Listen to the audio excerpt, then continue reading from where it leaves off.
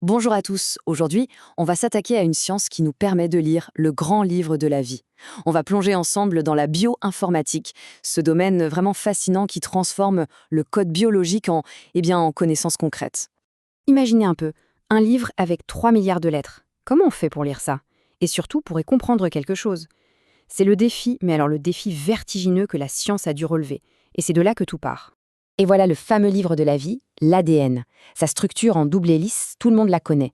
Mais elle contient absolument toutes les instructions pour construire et faire fonctionner un organisme. C'est vraiment le point de départ de notre histoire.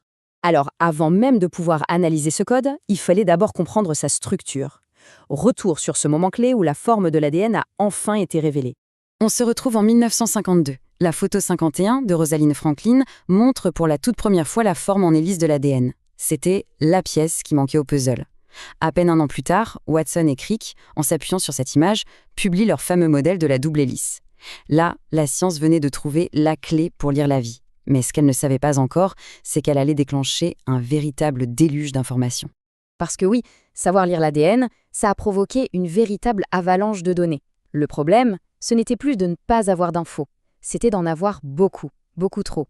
Et c'est là que les choses se sont corsées. Chaque génome qu'on séquençait produisait des montagnes de données brutes. Une avancée scientifique incroyable s'est transformée en un gigantesque défi logistique.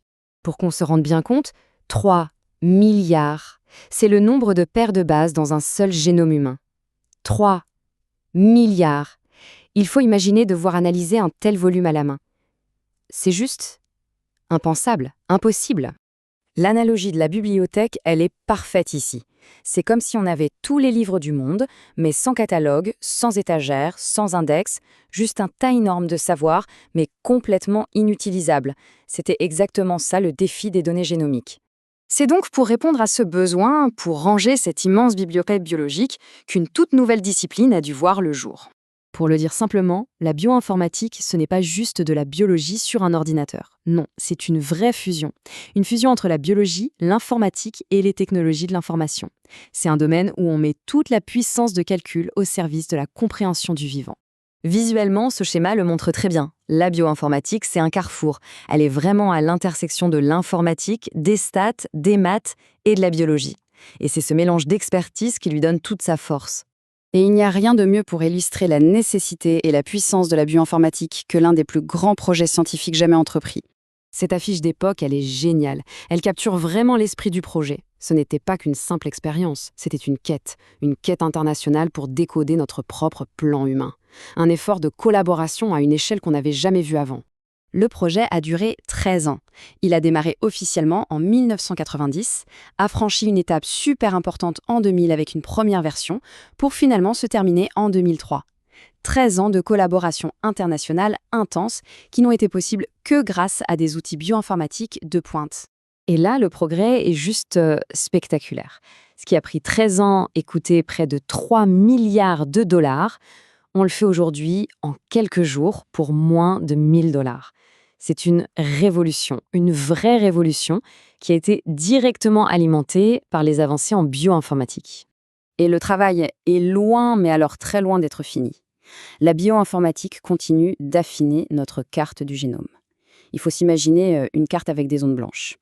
Eh bien, entre 2009 et 2013, les scientifiques ont réussi à remplir près de 80 millions de ces zones blanches, à combler des trous dans notre connaissance. C'est une amélioration constante de notre compréhension. Bon, avec une telle puissance, il y a forcément des idées fausses qui circulent. Démystifions un peu ce qu'est et surtout ce que n'est pas la bioinformatique au quotidien.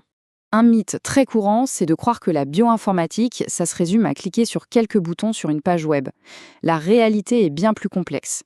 Utiliser un outil sans comprendre comment il fonctionne, c'est même dangereux. Pour obtenir des résultats qui sont fiables et personnalisés, il faut une vraie expertise des algorithmes qu'il y a derrière. Ce dessin humoristique y résume parfaitement la situation. L'analyse bioinformatique, ce n'est pas une tâche rapide et facile, non, c'est une expérience scientifique à part entière qui demande du temps pour la conception, le contrôle, l'évaluation et bien sûr l'interprétation des résultats. D'accord, mais alors pourquoi tout ça est si important aujourd'hui? Quel est l'impact concret de cette discipline dans nos vies? Le point crucial, c'est que la bioinformatique, elle est partout, que ce soit pour étudier notre propre génome, pour analyser la vie microbienne au fond des océans ou pour développer la médecine de demain. Et d'ailleurs, en parlant de ça, la médecine personnalisée, c'est l'exemple parfait. Des traitements conçus sur mesure pour un profil génétique. Voilà l'impact concret de la bioinformatique. On a donc appris à lire le livre de la vie à une vitesse et à une échelle qu'on n'aurait jamais imaginé. Le code est là, accessible, c'est un livre ouvert. La grande question qui se pose maintenant, c'est qu'est-ce que l'humanité va bien pouvoir écrire dans le prochain chapitre? C'est une réflexion assez vertigineuse pour l'avenir.